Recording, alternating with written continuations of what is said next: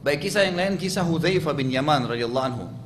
Nabi SAW memerintahkan agar muslimin tidak membunuh Abu Bukhturi. Abu Bukhturi ini salah satu pimpinan Quraisy.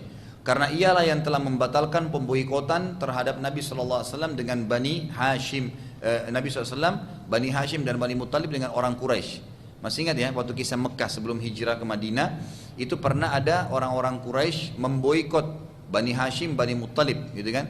Mereka tidak boleh dinikahi, tidak boleh ditransaksikan, jual beli, dan seluruh pengikut Nabi SAW semuanya ya dilakukan hal yang sama. Maka ada seseorang bernama Abu Bukhturi. Abu Bukhturi ini dialah yang sempat merobek, mau niat membentuk segelintir orang-orang Quraisy untuk merobek Saqifah. Ada sesuatu yang ditulis dari kulit unta di Ka'bah yang menulis semua Quraisy harus memboikot Bani Hashim, Bani Muttalib. Dia yang datang kemudian sampai akhirnya membuat orang Quraisy sepakat menyoroti Abu Jahal supaya tidak ada lagi surat itu. Di perang Badar sempat Abu Bukhturi ini ikut berperang, ya, ikut berperang. Maka Nabi SAW titip pesan, jangan bunuh ya Abu Bukhturi, jangan bunuh Abu Bukhturi. Karena dialah yang telah membatalkan pemboikotan. Juga Nabi SAW melarang membunuh siapapun dari Bani Hashim.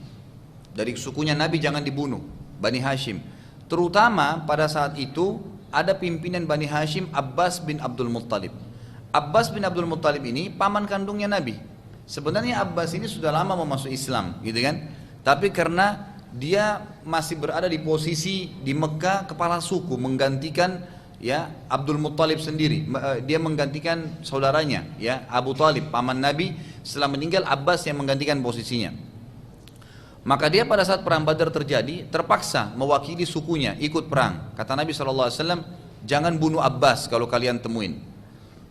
Salah seorang dari sahabat yang terkenal bernama Hudzaifah bin Yaman radhiyallahu anhu, waktu itu kebetulan dia sangat marah dengan orang Quraisy karena beberapa kerabatnya sempat dibunuh, gitu kan, oleh orang-orang Quraisy di peperangan tadi ini, di perang Badar ini sudah ada yang terbunuh. Juga pernah ada kerabatnya yang ke Mekah terus dibunuh oleh orang Quraisy. Maka Hudzaifah ini sempat jengkel sama orang Quraisy, memang dia mau balas dendam, dia mau harus juga membunuh orang-orang Quraisy ini. Waktu Nabi SAW ucapkan kalimat tersebut, Hudzaifah sempat mengucapkan kalimat yang akhirnya dia sesali seumur hidupnya. Dia bilang, waktu Nabi bilang, jangan kalian bunuh Bani Hashim, terutama Abbas, paman kandungku. Semua sahabat terima, baiklah, kalau ketemu Abbas dihindarin, nggak diserang gitu. Lalu Hudzaifah waktu dengar itu dia bilang, apakah kami melihat orang-orang Quraisy membunuh sanak kerabat kami dan kami membiarkan mereka? Demi Allah, bila aku ketemu dengan Abbas, pasti akan aku hantamkan pedangku ini di wajahnya. Jadi ternyata apa yang Nabi ucapin ditentang oleh sahabat ini. Nabi SAW saat mendengar pernyataan Hudzaifah berkata pada saat itu, maka Umar bin Khattab, ya, Umar bin Khattab yang sedang berada di sebelah Nabi SAW berkata, wahai Rasulullah, waktu Hudzaifah mengucapkan kalimat tersebut, ya, maka Nabi SAW berkata kepada Umar yang sedang ada di sebelahnya, wahai Umar, apakah engkau akan membiarkan paman nabimu dibunuh? Umar berkata radhiyallahu anhu, mengangkat pedangnya, tidak ya Rasulullah, bahkan izinkanlah aku untuk menebas lehernya Hudzaifah, karena sungguh ia telah terjangkit penyakit kemunafikan.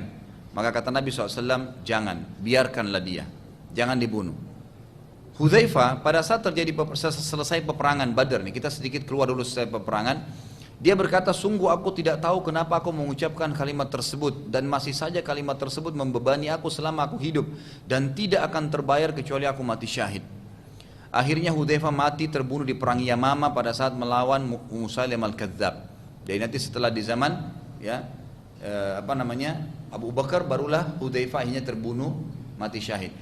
Tapi ini terjadi ya pada saat itu karena adanya, ulama mengatakan sebab daripada Hudzaifah mengucapkan, yang pertama adanya godaan syaitan, dan syaitan bisa masuk kepada manusia menggoda walaupun nabi, sempat pasti bisa digodain sama syaitan, tapi para nabi dibongkarkan kedoknya oleh Allah Subhanahu wa taala. Seperti kasus Nabi Musa kan.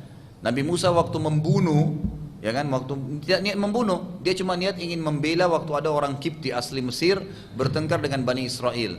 Dia ingin menghukum orang Kipti ini, mengingatkan jangan, gitu kan, sambil didorong sambil kena pukulannya. Mati orang itu tiba-tiba, gitu kan. Jadi kena pukulannya Nabi Musa mati. Maka Nabi Musa bilang apa? Innahu min amali syaitan. Ini dari perbuatan syaitan. Ya. Jadi syaitan ini pasti akan bisa menyesatkan manusia. Begitu pula pada saat sahabat ini mengucapkan, dan ini juga pelajaran ya, bahwasanya syaitan menggoda manusia dengan beragam cara. Yang kedua, keadaan Hudzaifah bin Yaman masih terbawa dengan arus fanatisme. Kenapa keluarganya dibunuh sementara yang kita ketemu di medan perang ini Nabi pila-pila, gitu kan? Jadi pada saat itu juga tahun 2 Hijriah masih awal-awal Islam, hatinya pun masih ya terbawa dengan arus. Kenapa harus ada yang dipila? Siapa yang ditemuin maka dibunuh, gitu kan?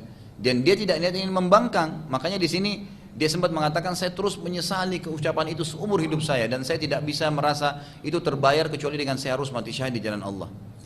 Yang ketiga, keadaan manusia. Sahabat itu manusia biasa. Memang kita harus memuliakan sahabat, gitu kan? Kita menghormati mereka, iya.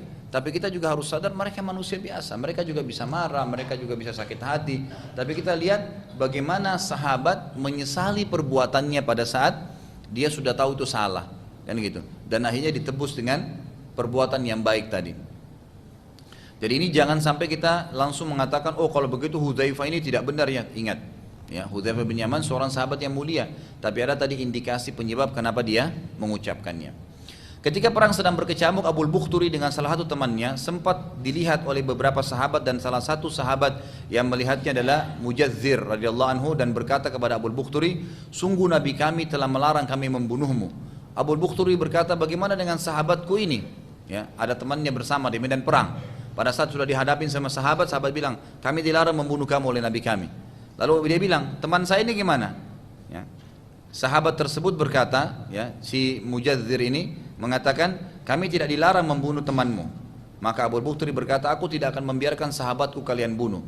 Mujadzir lalu berusaha menyerang sahabat Abu Bukhturi, tapi Abu Bukhturi terus menghalangi dan Mujadzir berusaha menghindar sampai saat Abu Bukhturi akan mengayunkan pedangnya ke arah Mujadzir, maka Mujadzir pun akhirnya membunuh Abu Bukhturi.